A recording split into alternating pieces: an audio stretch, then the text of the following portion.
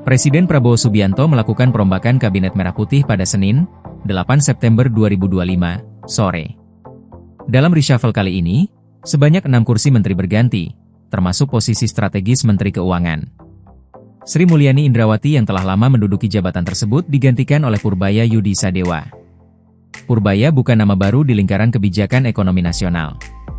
Ia dikenal sebagai ekonom senior dengan pengalaman panjang, baik di pemerintahan maupun sektor keuangan.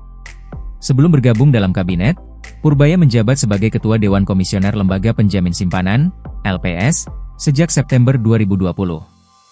Penugasan itu ditetapkan melalui keputusan Presiden RI nomor 58M. Pergantian Sri Mulyani sempat dikaitkan dengan isu pengunduran diri. Namun, Menteri Sekretariat Negara Prasetyo Hadi menegaskan bahwa perubahan tersebut sepenuhnya bagian dari reshuffle kabinet, bukan karena pengunduran diri ataupun pencopotan.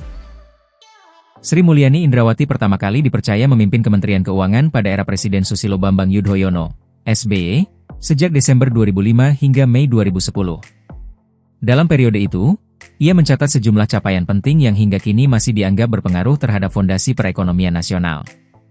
Salah satu langkah besar Sri Mulyani adalah menekan beban utang pemerintah yang membengkak pasca krisis moneter 1997 hingga 1998. Saat awal menjabat, rasio utang mencapai 47% terhadap produk domestik bruto, PDB. Melalui kebijakan pengelolaan fiskal yang ketat, termasuk pelunasan utang ke IMF pada 2006, rasio itu berhasil ditekan hingga 26% ketika ia mengakhiri masa jabatannya pada 2010. Nama Sri Mulyani Indrawati tak bisa dilepaskan dari jabatan Menteri Keuangan.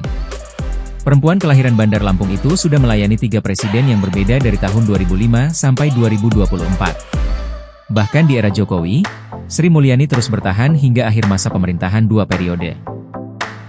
Pemerintahan berganti, Presiden Prabowo Subianto kembali mempercayakan kursi Menkeu kepadanya.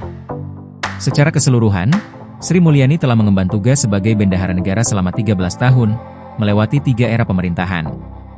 Rekor ini terbilang panjang, meski belum menandingi catatan Ali Wardana, Menteri Keuangan terlama dalam sejarah Indonesia. Ali Wardana tercatat menjabat Menkeu sejak 1968 hingga 1983, atau 15 tahun berturut-turut di era Presiden Soeharto. Setelah itu, ia masih diberi amanah sebagai Menteri Koordinator Bidang Ekonomi, Keuangan, Industri, dan Pengawasan Pembangunan hingga 1988.